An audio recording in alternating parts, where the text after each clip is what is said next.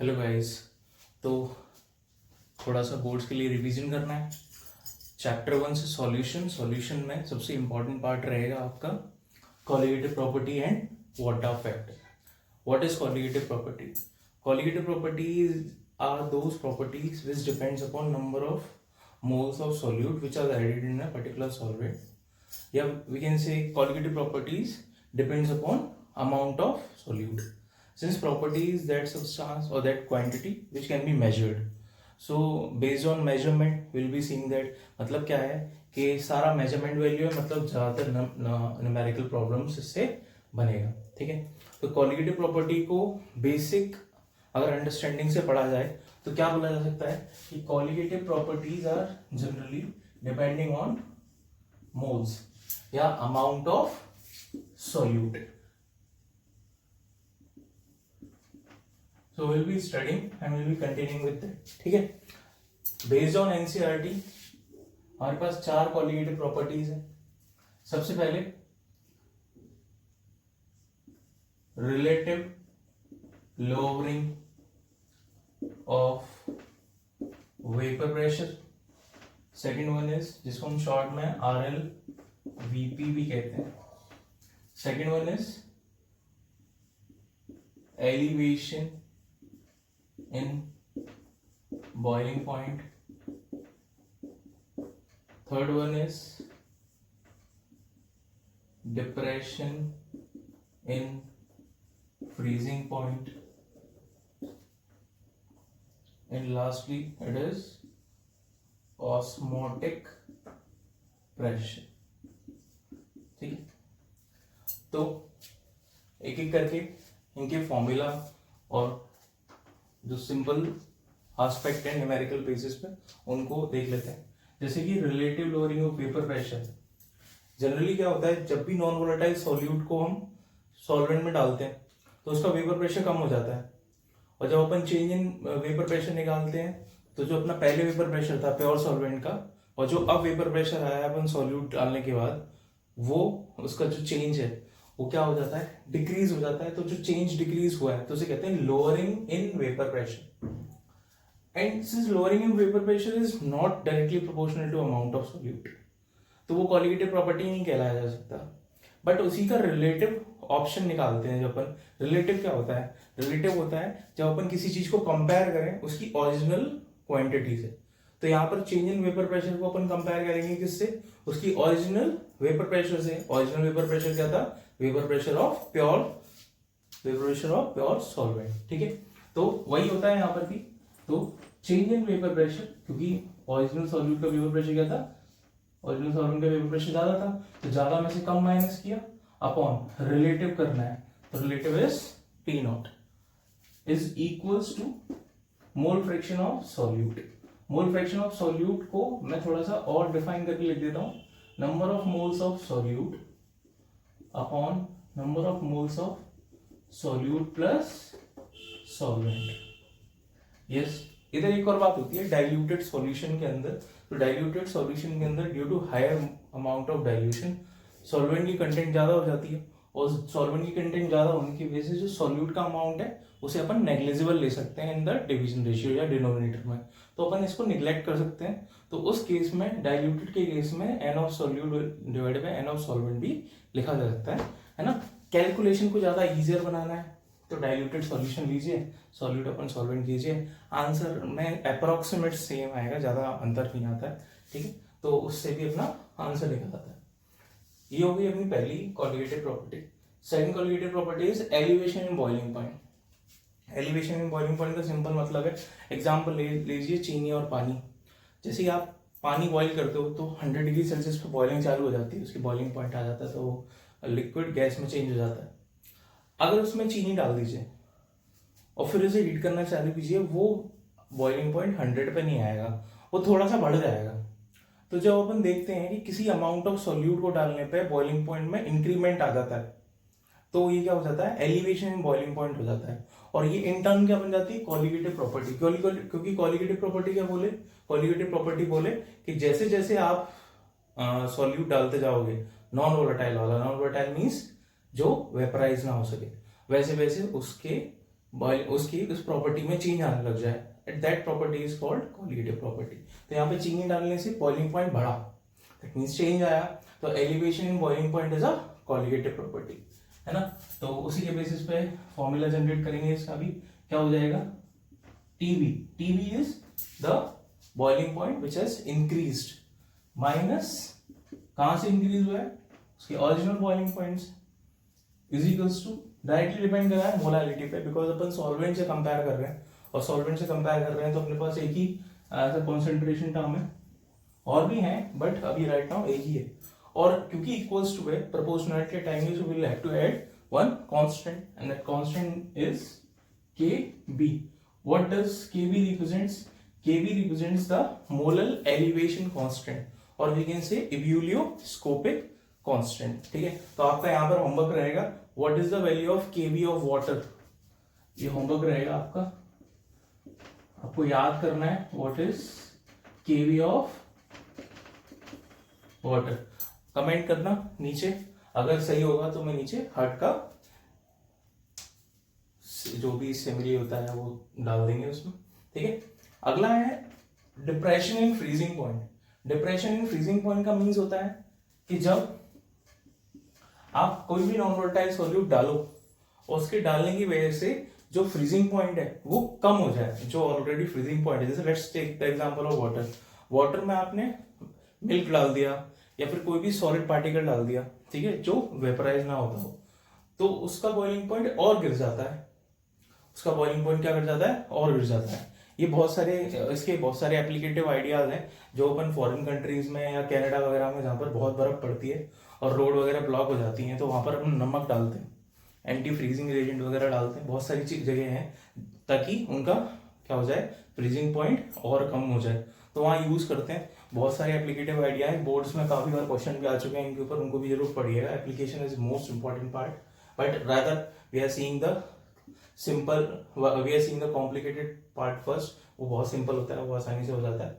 Complicated part is numerical problems, ठीक है। तो डिप्रेशन फ्रीजिंग पॉइंट का मतलब भी वही है कि अगर आप नॉन वोलेटाइल सॉल्यूट डालो तो सॉल्वेंट का जो फ्रीजिंग पॉइंट है वो और गिर जाए, और गिर जाए का मतलब है नेगेटिव में और हो जाए। जैसे पानी के लिए 0 डिग्री सेल्सियस उसका फ्रीजिंग पॉइंट है, तो वो क्या हो जाएगा, और नेगेटिव में चला जाएगा। NaCl डालने से वो -21 हो जाता है अप्रोक्सीमेट, तो दैट मीन्स कि डिप्रेशन हो रहा है, यहाँ पर फ्रीजिंग पॉइंट क्या होता जा रहा है, कम होता जा रहा है। तो और कब हुआ कम, तो आपने कुछ सॉल्यूट डाला, that means amount of solute के डालने पर किसी प्रॉपर्टी में चेंज आया। Freezing point is also a property, change measure की जा सकती है, ठीक है। That means depression freezing point is also a colligative property, और इसी को अपन समझेंगे। तो क्या होता है बेटा, यहाँ पर जो इनिशियल फ्रीजिंग पॉइंट होता है वो ज्यादा होता है एज कंपेयर टू जो आने वाला है सॉल्यूशन का। तो TF nought minus TF directly proportional रहेगा, मोलैलिटी के अगेंस्ट सॉल्वेंट से कंपेयर कर रहा है इसलिए, बट इसके अंदर प्रोपोर्शनलिटी हटाने के लिए अपन को कांस्टेंट ऐड करना पड़ेगा, and that constant is called molar depression constant, ठीक है। और इसका दूसरा नाम भी है क्रायोस्कोपिक कांस्टेंट। तो इधर भी एक क्वेश्चन है आपके लिए कि what will be the value of KF of water. देखो बेटा, बोर्ड के एग्जाम में आपको दे रखा होगा कि what will be the constant value, but rather learn it, है ना। व्हाट इफ नहीं गिवन हो तो अपन कुछ कर तो सकते नहीं है, तो फैक्टर्स याद कर लो, ठीक है, कोई भी ऑप्शन छोड़े मत। Next is osmotic pressure. Osmotic pressure आया ऑस्मोसिस से, and what is osmosis. Osmosis को एक अलग पूरे वीडियो में डिस्कशन करना पड़ेगा, 10-15 मिनट की एक वीडियो बनेगी, उसी में अपन डिस्कशन कर सकते हैं, because osmosis is a bigger part, play a bigger part, ठीक है। और उसका पूरा एक्सपेरिमेंटेशन होता है, केस स्टडी भी आती है उसके ऊपर, तो वो अपन डिस्कस करेंगे। अभी सिंपल तरीके से ऑस्मोसिस को समझाना है, तो ऑस्मोसिस को 2 तरीके से समझाया जा सकता है। अगर वो सॉल्यूट के केस में समझाया जा रहा है तो उसकी डेफिनेशन बनती है, it is a process in which solvent particle travels from lower concentration of solute towards the higher concentration of solute through a semi-permeable membrane. This process is called osmosis. ठीक है, सॉल्वेंट पार्टिकल जब low concentration of solute से high concentration of solute की तरफ जाते हैं, है ना, और कहां से जाते हैं बेटा, याद रखना, सेमी परमेबल मेम्ब्रेन से।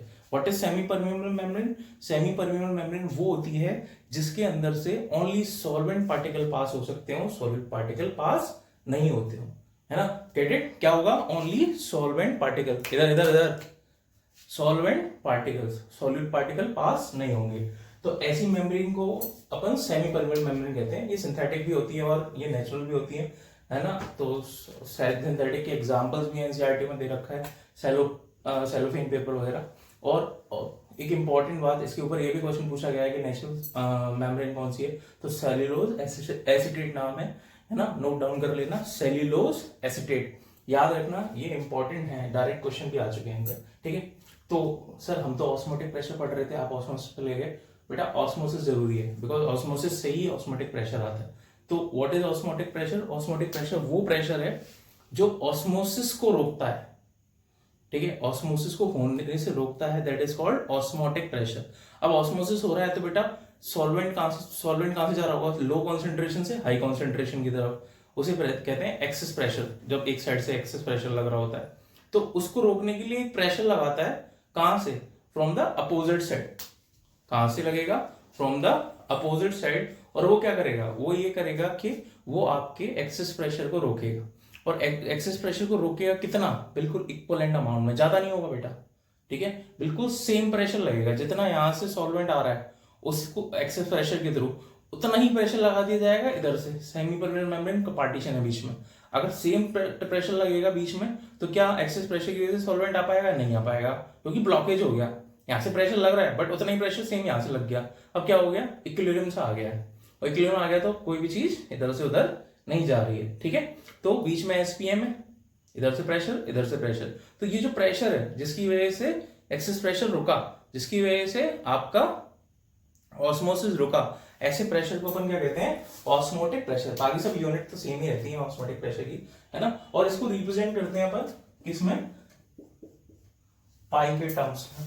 अब पाई किस पे रिप्रेजेंट करता है? पाई रिप्रेजेंट करता है बेटा, यहां पर है ना, प्रेशर किस पे रिप्रेजेंट कर रहा है? देखो अब बोला लो कॉन्सेंट्रेशन से हाई कॉन्सेंट्रेशन, मींस पाई की वैल्यू चेंज होगी कॉन्सेंट्रेशन। वो भी मैं उस वीडियो में समझा दूंगा कि ऑस्मोसिस कैसे पाई पे डिपेंड करता है, सॉरी वो कॉन्सेंट्रेशन पे डिपेंड करता है। तो आपका वो एक कॉन्सेप्ट अलग है, लेकिन अभी आप मान लीजिए कि कॉन्सेप्ट पाई ऑस्मोटिक प्रेशर जो है वो कॉन्सेंट्रेशन से चेंज होता है, तो डायरेक्टली प्रोपोर्शनल टू कॉन्सेंट्रेशन होता है, ठीक है? Then directly proportional to temperature भी होता है, और फिर directly proportional to temperature means temperature पर डिपेंड कर रहा है। तो यहाँ पर जो आपको कॉन्सेंट्रेशन टर्म लेना पड़ेगा वो भी कौन सा होना चाहिए? जो टेम्परेचर डिपेंडिंग हो। इसलिए यहाँ पर अपन इंस्टेड ऑफ टेकिंग मोलैरिटी अपन कौन सा कॉन्सेंट्रेशन टर्म यूज करते हैं? मोलैरिटी। दूसरा रेफरेंस ये भी है कि ये सॉल्यूशन को कंपेयर कर रहे हैं हम, सॉल्यूशन साइड से सॉल्वेंट साइड को कंपेयर कर रहे हैं, तो यहाँ पर सॉल्यूशन का कंपैरिजन चल रहा है। जब सॉल्यूशन का कंपैरिजन चलता है तो ऐसी कौन सा कॉन्सेंट्रेशन टर्म है जो सॉल्यूशन को कंपेयर करता है? मोलैरिटी। तो इसके लिए फॉर्मूला बनता है pi is equals to mRT. M is the molarity, R is the gas constant. इसकी वैल्यूज होती हैं, आपको याद होगा 10th क्लास 11th क्लास से ही। और T is the temperature. Temperature should be kept in Kelvin. Degree Celsius में मतलब लेना, आंसर गलत हो जाएगा, ठीक है? तो these are our qualitative properties, ये फॉर्मूलाज हैं, और आपको थोड़ा बहुत एक्सप्लेनेशन भी दे दिया है, क्योंकि अपन डिटेल वीडियो नहीं बना सकते अभी इस पर, एक एक करके बनाएंगे अगर टाइम मिलता है तो, ठीक है? तो उनके पास ये क्वालिटेटिव प्रॉपर्टीज है। बट हुआ क्या, जरा एक बार ध्यान देना, हर कॉन्सेंट्रेशन टर्म में मास, मोलर मास आ रहा है, और मोलर मास आ रहा है मींस कि मोलर मास पे इफेक्टिवली डिपेंड कर रही हैं क्वालिटेटिव प्रॉपर्टीज। अब क्या होता है बेटा? अब ये होता है कि एक कॉन्सेप्ट आता है जिसे कहते हैं abnormal molar mass. Abnormal molar mass में क्या होता है बेटा कि एक ही स्पीशीज अलग अलग मीडियम में अलग अलग मास को शो करती है। जैसे एग्जांपल लेते हैं एसिटिक एसिड का। एसिडिक एसिड को पानी में डालो तो वो डिसोसिएट हो जाता है, ठीक है? तो उसका मोलर मास क्या हो जाएगा? नॉर्मलाइज जो होता है वही रहेगा। लेकिन जब उसको बेंजीन में डाल देते हैं, ऑर्गेनिक सॉल्वेंट में, और आप जानते होंगे लाइक डिसॉल्व इन लाइक का हिसाब है, तो वहां पर वो डायमर बना लेता है, और डायमर बना लेता है तो उसका मास इंक्रीज हो जाता है। अब उसका मास इंक्रीज हो जाएगा तो उसका मास, ओरिजिनल मास क्या था? 60, बट जब वो डायमर बना लेगा तो उसका मास कितना हो जाएगा? 120, और वो एसोसिएट हो गया है उस कंडीशन में, तो उसका मास बढ़ गया है। तो वहां पर क्या है? नंबर ऑफ मोल्स क्या हो जाते हैं? यहाँ पर कम हो जाते हैं, उधर नंबर ऑफ मोल्स बढ़ जाते हैं डिसोसिएशन केस में। तो एबनॉर्मल मोलर मास के चक्कर में क्या हो रहा था जो चेंजेस आ रहे थे ना उसकी वजह से कोलिगेटिव प्रॉपर्टी में आंसर गलत हो रहे थे। एसिडिक एसिड का आंसर सेम आना चाहिए था, लेकिन एसिड का पानी में अलग आता है और बेंजीन में अलग आता है। तो यहाँ पर पूरा का पूरा एक क्या हो गया था, कॉन्सेप्ट का हाँ डीरेशनलाइजेशन हो गया था। अब वो डीरेशनलाइजेशन हो गया है तो उसको सही करना पड़ेगा। तो सही करने की जिम्मेदारी किसने ली, हमारे वांटा भैया ने। वांटा भैया ने बताया कि देखो है ना, बुद्धि लगाओ, और बुद्धि के लगाओ, मैथमेटिकल अप्रोच लगाओ। तुम क्या करो, जितना चेंज मास में आ रहा है उतना चेंज आप डिनोमीटर में आ रहा है ना, मास जनरली कहाँ होता है, डिनोमीटर में होता है। तो मतलब जितना चेंज आ रहा है उस उतनी चेंज को ऊपर रैशनलाइज कर दो न्यूमरेटर में, ठीक है। और उसने उसके लिए एक फॉर्मूला दे दिया, ठीक है।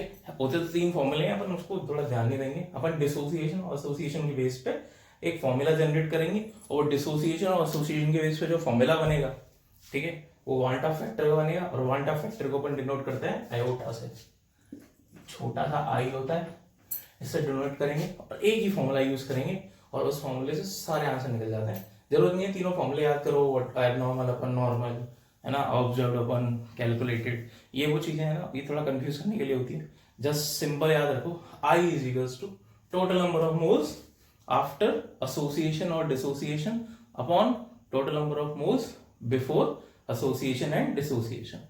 मैंने आपके लिए क्या किया है, मैंने आपके लिए शॉर्टेस्ट बना दिया। एसोसिएशन और डिसोसिएशन का पूरा ही तो उसका डेरिवेशन होता है, वो पूरा का पूरा है। उसको सीखना है तो एक वीडियो उसके लिए बना देंगे, उसके लिए भी आप कमेंट डाउन कर देना, एक वीडियो बना देंगे हाउ दिस फॉर्मूला ओरिजिनेट, ठीक है। तो वो 2 फॉर्मूले आते हैं, बेटर इज, बहुत आसान होते हैं, याद करना है उनको, ठीक है। और याद नहीं हो पा रहे हैं तो उनके लिए वीडियो आ जाएगी अगर चाहो तो, है ना, कैसे आते हैं उसके लिए। तो वो अपन कमेंट डाउन कर देना, मैं डाल दूंगा, ठीक है। तो will carry on with the van't factor. अब वांटा फैक्टर क्या करेगा, इन कोलिगेटिव प्रॉपर्टीज में जो दिक्कतें आ रही थी इन केस ऑफ एसोसिएशन, सब में नहीं आती, जहां एसोसिएशन और डिसोसिएशन होता है वहीं आती। तो इन केसेस में जहां पर एसोसिएशन और डिसोसिएशन में प्रॉब्लम आ रही है कोलिगेटिव प्रॉपर्टी में, वो अपन क्या करेंगे, वो ठीक करता है वांटा फैक्टर। और वो जैसे ही ठीक कर देता है तो इन्हीं कोलिगेटिव प्रॉपर्टीज का जो फॉर्मूला है उसमें थोड़ा सा चेंज आ जाता है, और वो चेंज अपन देखेंगे, ठीक है बेटा, ठीक है बेटा। तो देखते हैं वांटा फैक्टर को। Van't factor is iota. Iota के लिए फॉर्मूला क्या है, i is equals to total number of moles after dissociation और एसोसिएशन, ठीक है, upon total number of moles before dissociation या एसोसिएशन, ठीक है। क्या बोला कि total number of moles after dissociation upon total number of moles before dissociation. चलिए सबसे पहले डिसोसिएशन को ही देखते हैं। डिसोसिएशन में नंबर ऑफ मोल्स टूटेंगे। एग्जाम्पल के रूप में एसिडिक एसिड को पानी में डालो, ठीक है, क्या हुआ, डिसोसिएट करेगा, डिसोसिएट करेगा तो CH3CO negative plus H plus बनाएगा। अब देखो यहाँ पर एक मोल किसका बना, एसिटेट आयंस का, एक मोल किसका बना, H प्लस आयंस का। तो टोटल नंबर ऑफ मोल्स कितने हो गए, N प्लस 1 प्लस 1 कितने हो गए, 2, ठीक है। और कितना परसेंटेज टूटा है उसे कहते हैं अपन alpha. Alpha represent degree of dissociation या एसोसिएशन। देखो जनरली क्या होता था, बीटा को अपन डिग्री ऑफ एसोसिएशन बोल देते थे, अल्फा को अपन डिग्री ऑफ डिसोसिएशन, बट यहाँ पर सेम ही है तो अपन सेम ही देंगे, ठीक है। तो alpha is degree of dissociation as the number of moles in which the particular material get dissociated, ठीक है। अब देखो आई का फॉर्मूला क्या बन जाएगा, अब एसिटिक एसिड को उसमें डाला पानी के अंदर, याद रखना, बोलना मत, ओए इधर लेटे मत। क्या हो गया, I is equals to formula आएगा 1 minus alpha plus n alpha, क्या आएगा 1 minus alpha plus n alpha. तो कोई इधर भी एक ट्रिक है, अगर चाहो तो याद कर लो, नहीं चाहो तो भी कोई दिक्कत नहीं है। यहाँ पे अगर आपको नंबर ऑफ वैल्यूज पता है, नंबर ऑफ मोल्स में कितने में टूट रहा है ये पता है, तो आप डायरेक्ट वैल्यू यहाँ पे एन की 2 रख सकते हो। अब 2 एल्फा में से 1 एल्फा गया तो क्या बचा 1 एल्फा, तो ये यहाँ पर कैरेक्टराइज होगी क्या आ जाएगा 1 प्लस एल्फा। अगर यहाँ पे नंबर ऑफ मोल्स 3 होते तो यहाँ पे क्या हो जाता 2 अल्फा, यहाँ 4 होते तो 3 अल्फा, मतलब एक अल्फा कम होकर आंसर आ जा रहा है। देखो ढंग से देखो, है ना, 3 है तो 2 है तो 1 अल्फा आ रहा है, 3 है तो 2 अल्फा आ रहा है, 4 है तो 3 अल्फा आ रहा है। तो इस तरीके से आंसर आपका चेंज हो जा रहा है, इस तरीके से आंसर चेंज हो जा रहा है, तो बस एकदम कैरेक्टराइज कर सकते हैं। तो ये अपने लिए ट्रिक हो जाएगी। बट अभी वेरागर क्या करेंगे, बस इसको ध्यान रखेंगे डिसोसिएशन के लिए क्या फॉर्मूला है। अगेन सिमिलर केस रहेगा फॉर एसोसिएशन। एसोसिएशन के लिए बेटा क्या करना है, एसिडिक एसिड को ऑर्गेनिक सॉल्वेंट में डाल दो। बहुत सारे एग्जांपल है एनसीईआरटी में दे रखे हैं, बेंजोइक एसिड में भी डाल रखा है, बेंजीन में डाल रखा है, तो बस आप किसी में भी डाल दो। बेंजीन में डाल दिया, बेंजोइक एसिड का आप लोग चलो बेंजोइक एसिड में डाल देते हैं, है ना, चिल्ला रहे हो बेंजोइक बेंजोइक, लो बेंजोइक एसिड में डाल दिया। जैसे बेंजोइक एसिड में डालते हैं तो बेटा ये हो जाता है एसोसिएट, बना देता है डाइमर। डाइमर बनाना है, डाइमर मतलब 2, ट्राइमर मतलब 3 मॉलिक्यूल आपस में कंबाइन हो गए, ठीक है। टेट्रामर मतलब 4 कंबाइन हो गए। ऐसा भी क्वेश्चन आया है सीयूईटी का एग्जाम में आपका, such kind of question has come recently आए हुए हैं कि ट्राइमर है तो कितने नंबर ऑफ मोल्स डिसोसिएट हो गए, आई की वैल्यू क्या होगी, ठीक है, इस तरीके से। तो ऐसे केस में क्या है बेटा, आपको यहाँ पर भी अल्फा दे रखा होगा एक्स परसेंटेज, ठीक है। एक्स परसेंटेज में ही गिवन होता है कि 5% टूट गया, 10% टूट गया, 20% टूट गया, ठीक है, इस तरीके से। तो यहाँ पे आयोडा की वैल्यू क्या आएगी 1 माइनस एल्फा प्लस, अब यहाँ पे नंबर ऑफ मोल्स क्या हो रहा है, कम हो जा रहा है। यहाँ पे जैसे मान के चलो 2 मोल्स थे तो ये दोनों इकट्ठे हो गए, कितने बन गए, एक ही मोल्स हो गए, नंबर ऑफ मोल्स क्या हो जा रहा है, कम हो जा रहा है। तो यहाँ पर क्या करेंगे, एल्फा को एन से डिवाइड करेंगे, इंस्टेड ऑफ मल्टीप्लाइंग क्या किया हमने, डिवीजन कर दिया, ठीक है। तो that will be the basic which we use in association. तो हमारे पास 2 फॉर्मूले बनेंगे डिसोसिएशन और एसोसिएशन के बीच के बेसिस पे। अब 2 फॉर्मूले बन गए, इनसे जो आई निकलेगा, इनसे जो आई निकलेगा उसको अपन यूज करेंगे कहाँ, कॉलिगेटिव प्रॉपर्टीज को सही करने के लिए। तो कॉलिगेटिव प्रॉपर्टीज को सही करेंगे अपन, है ना, वेट आ जाओ आ जाओ आ जाओ, ठीक है। तो करेक्टेड कॉलिगेटिव प्रॉपर्टीज बनाएंगे फिर after giving the what of factor. अब जो आएंगी that will be the corrected colligative properties, ठीक है। तो पहली होती है बेटा RLVP means relative lowering of vapour pressure. इसका मतलब क्या हुआ बेटा, इसका मतलब हुआ हमको फॉर्मूला याद करना है। क्या फॉर्मूला था, आ जाओ, P0 minus PS upon P0 is equals to N solute upon N solvent. हम देख रहे हैं डाइल्यूटेड के लिए, याद रखना है ना। अब इसके अंदर क्या दिक्कत थी, नॉर्मल मोनोमर्स की, क्या कर दिया हमने, आई मल्टीप्लाई कर दिया, हो गया correct. Elevation in boiling point, elevation boiling point में क्या है बेटा, simple simple simple, TB minus TB nought is equals to क्या था, केवी इंटू मोलैरिटी, क्या मल्टीप्लाई कर दिया, आई, खत्म। Depression in freezing point, depression in freezing point में क्या था, TF nought minus TF, TF into M, क्या दिक्कत आ रही थी, एब्नॉर्मल मोनोमर्स की, क्या मल्टीप्लाई कर दिया, व्हाट ऑफ फैक्टर, और लास्ट क्या था, ऑस्मोटिक प्रेशर। ऑस्मोटिक प्रेशर में क्या है बेटा, ऑस्मोटिक प्रेशर में है pi, pi is equals to MRT, बड़े बड़े नाम है, बहुत कॉम्प्लिकेटेड है, कुछ नहीं है बेटा, सब सिंपल है। क्या करना है, आई मल्टीप्लाई कर देना है, ठीक है। सर इतना ही करना है क्या, नहीं, ये संकट अभी खत्म नहीं हो रहा है, इसी के बाद 2-4 चीजें पूछी जाती हैं आपसे, ठीक है, वो और कर लेते हैं। छोटा सा कॉन्सेप्ट है कि what will be the dissociation constant, ठीक है।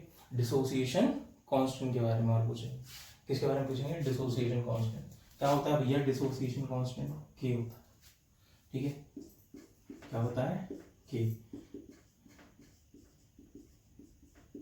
ये दुख नहीं खत्म हो रहा जिंदगी से, ठीक है, चलो कर देते हैं। के क्या होता है, के होता है बेटा C α square upon 1 minus alpha. Sir ये कहां से आ गया, ये इक्विलिब्रियम से आता है, वैसे इक्विलिब्रियम से आता है, बट अगर आता है तो ठीक है, नहीं आता है तो कोई दिक्कत नहीं है, आप सीधे याद रखिए अब देखो इधर क्या संकट है, इधर कोई संकट नहीं है, इधर एक सीधी सी बात है। देखो अल्फा बहुत छोटा होगा, 2% होगा, 1% होगा, तो उस केस में अपन निगलेक्ट कर सकते हैं इसको। अप्रॉक्सीमेट आंसर, हमारा मेन मकसद है सिंपल न्यूमेरिकल सॉल्व करना जो इससे आए, अगर आता है तो। जैसे क्वेश्चन नंबर 33 दे रखा है 19.5 है ना ग्राम्स ऑफ फ्लोरोएसिटिक एसिड वाला जो था, तो वो उसके 3 पार्ट थे, बट बोर्ड्स में आया ना 2 ही पार्ट है, तीसरा दिया ही नहीं उन्होंने, हटा दिया। उन्होंने भी बताया बहुत कैलकुलेशन, बट स्टिल अगर आता है तो जस्ट फॉर्मूला यूज करना। मैं सजेस्ट करूंगा इसको ना यूज करके आप क्या करो, आप इसकी मॉडिफाइड फॉर्म यूज करो। क्या हो जाएगी, k is equals to C alpha square, और instead of writing l equals to डाल दो अप्रोक्सीमेट, ठीक है। 1 माइनस अल्फा से कोई ज़्यादा फर्क नहीं पड़ेगा, ठीक है। तो सही साथ इसके सारे कॉन्सेप्चुअल अप्रोच खत्म होते हैं, colligative property and quantum factor. देखो मैं पिछले 10 से 12 साल के पेपर एनालाइज कर चुका हूँ, और एनालाइजेशन से मुझे इतना पता चला है कि ये वो कॉन्सेप्ट है जिसपे 100% CBSE क्वेश्चन डालती है, और अगर डालती है तो आपको करना है, और करना है तो महारत हासिल करनी है इस चैप्टर में, इसको तो पढ़ना ही पढ़ना है। मैं ये नहीं कह रहा हूँ बाकी मत पढ़ो, मैं ये कह रहा हूँ इसको और अच्छे से पढ़ो। देखो केमिस्ट्री में हमारे पास 3 ही चैप्टर हैं जिसमें न्यूमेरिकल आते हैं, और बेटा केमिस्ट्री का दायरा इतना फिक्स है ना कि कोई भी चाहे ना तो आसानी से केमिस्ट्री का सिलेबस कर करोगे, आराम से पोथी बंद करके रख सकता है, पेपर से 1 दिन पहले खोल के पढ़ सकता है। बट क्या है ना, हम थोड़ा सा लाइटली लेते हैं, फ्रॉम 11th क्लास ही लेते हैं, क्योंकि वहाँ का बेसिक अपने का जैसे बेसिक था ना, ये बेसिक डिसोसिएशन और एसोसिएशन का भी वो इक्विलिब्रियम से ही कॉन्सेप्ट आता है, बिफोर एंड आफ्टर वाला, ठीक है। तो वो बेसिक्स ही है ना, जो 11th से आ रहा है और 12th में आ रहा है, ठीक है। तो major factorial is total and total, कितना करो मजे करो, ठीक, मार्क्स लेके आओ, चमक जाओ, ठीक है।